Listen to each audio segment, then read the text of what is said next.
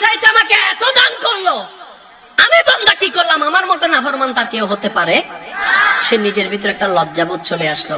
এইবার সে নিজেকে পরিবর্তন করার চেষ্টা শুরু করছে।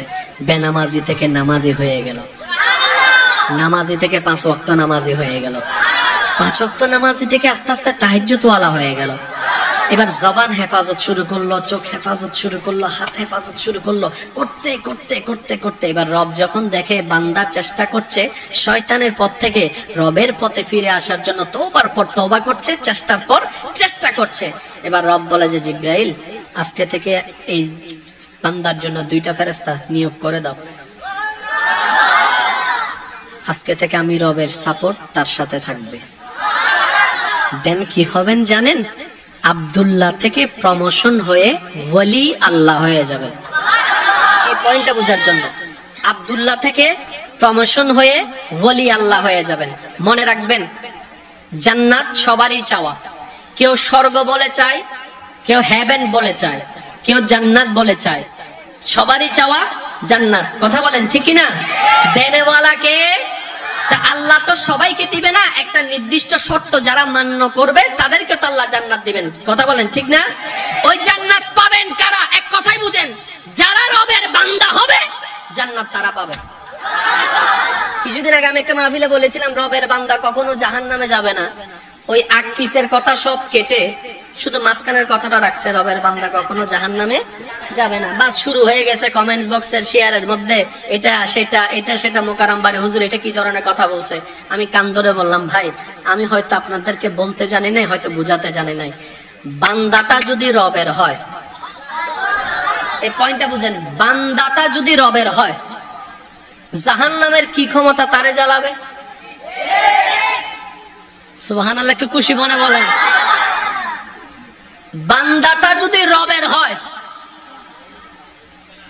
জাহান্নামের কি ক্ষমতা তারে জ্বালাবে? তো জাহান্নামের আগুন জ্বালাবে কারে? যে রবের হতে পারে নাই তাদেরকে জ্বালাবে।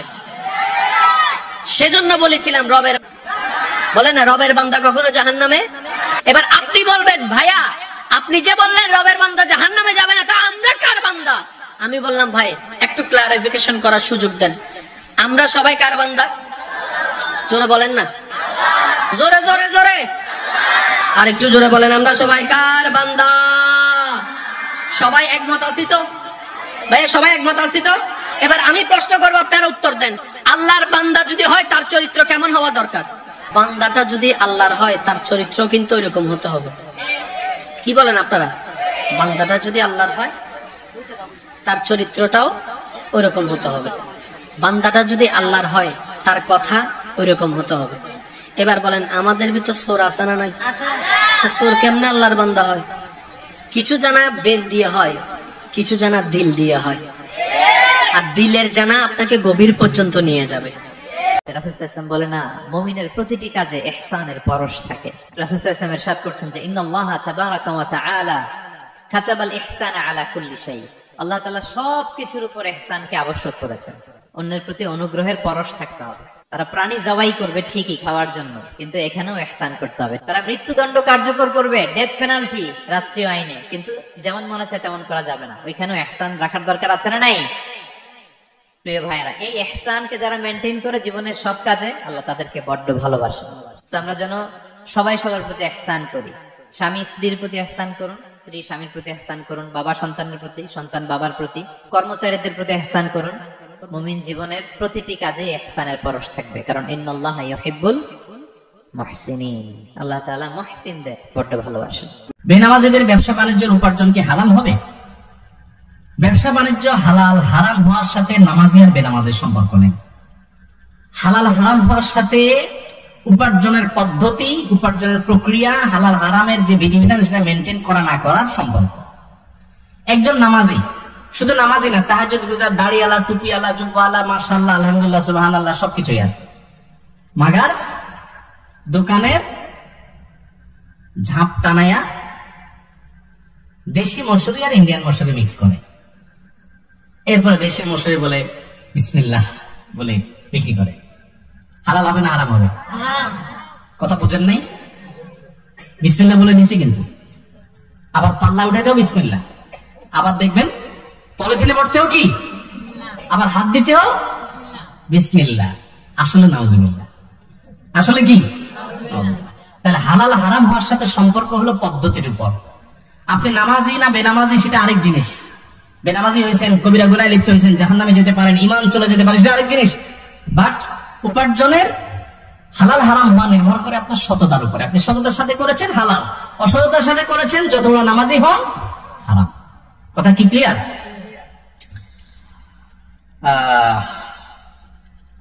মক্তবের ছাত্র ছাত্রীদেরকে গজল শিক্ষা দেওয়া কি সঠিক? তাতে ছাত্র ছাত্রীদের হক নষ্ট হয় কিনা? অনেকে মক্তবে ছাত্র ছাত্রীদেরকে কোরআন শেখার জন্য, ইসলাম শেখার জন্য, সুন্দরভাবে শুদ্ধভাবে সালাত শেখার জন্য, নামাজ শেখার জন্য যে পাঠান, সেটা তো শিখানি, বরং এর কোনো কোনো ক্ষেত্রে যতক্ষণ আলিফ বা তাসা পড়ান, যতক্ষণ তাকে তার যে পড়ার জিনিস সেটা পড়ান, দেখা যায় তার সাথে বেশি টাইম পাস করার জন্য হুজুরের হয়তো একটু মোবাইল টিপতে ইচ্ছা করতে সবার গজল লাগাই দিচ্ছে, আছে না নাই? যেমন যে মাহফিলে হুজুরের চাকা দিয়ে ইচ্ছা করছে, সবার জিকির লাগাই দিচ্ছে, আছে না নাই? তো যাই হোক, এটা ভিন্ন। মক্তবে বাচ্চাদেরকে ইসলামী সঙ্গীত, গজল এগুলো যদি শেখানো হয়, সংস্কৃতি চর্চার অংশ হিসাবে একটু বিনোদনের দরকার আছে, একটু গোষ্ঠীর সাথে সালাদেরও দরকার আছে। সারাক্ষণ এক জিনিস পড়তে ভালো লাগে না, একটু তাদের মধ্যে আনন্দ এটা যেন তারা পায়, সেজন্য যদি শেখানো হয় ঠিক আছে। অথবা সংস্কৃতি চর্চার অংশ হিসাবে, শুদ্ধ সংস্কৃতি, সুস্থ সংস্কৃতির চর্চার অংশ হিসাবে করলে ঠিক আছে। তবে যদি তার মূল পড়াশোনা বাদ দিয়ে বা মূল পড়াশোনার ক্ষতি করে বেশিরভাগ শুধু এটার পিছনেই পড়ে থাকে, তাহলে অবশ্যই বাচ্চার প্রতি অবিচার করা হবে। যে শিক্ষক এটি করবেন তার খেয়াল রাখতে হবে। এখন এই যে দেখেন না, বিভিন্ন শিক্ষা প্রতিষ্ঠানে পড়ার চাইতে অপড়া বেশি, কাজের চাইতে অকাজ বেশি। এরকম যদি হয় তাহলে সেক্ষেত্রে অবশ্যই শিক্ষার্থীর প্রতি সেটা অবিচার করা হবে। অনেক শিক্ষক আছেন যে বাচ্চাদেরকে পড়াইতে গিয়ে গল্প গুজব, আড্ডা, এটা সেটা, টাইম পাস, হ্যাঁ 1 ঘন্টা হয়ে গেছে, ওই দৌড় দিতে পারলে জান্নাত, আছে না নাই? টিউশনি করেন, টাইমটা কিভাবে পাস করেন না করেন আল্লাহর কাছে কিন্তু জবাবদিহি করা লাগবে। পড়ার অংশ হিসেবে মাঝে মধ্যে খুনসুটি বা একটু রসিকতা বা একটু রসাত্মক কথা বলা, হ্যাঁ বাচ্চাদের মধ্যে, বিশেষ করে শিক্ষার্থীর মধ্যে আপনার একঘেয়েমি ভাব চলে না আসে, সেটা তো ভিন্ন জিনিস। কিন্তু অনেক টিচার আছেন, অনেক শিক্ষক আছেন যে পড়াতে গিয়ে তিনি কিভাবে টাইম পাস করবেন সেই ধান্দায় থাকেন, তাই না? এগুলো করলে কিন্তু আল্লাহর কাছে দায়ী থাকতে হবে। আমরা ইমানদার হিসাবে প্রত্যেকটা মানুষকে মনে রাখতে হবে, আমার প্রতিটা নড়াচড়া কথাবার্তার হিসাব আল্লাহর কাছে দেওয়া লাগবে। অতএব আমি এমন কিছু না করি যে কিয়ামতের ময়দানে আমাকে আসামের কাঠগড়ায় দাঁড় করাতে, মানুষের হক যেন নষ্ট না হয়।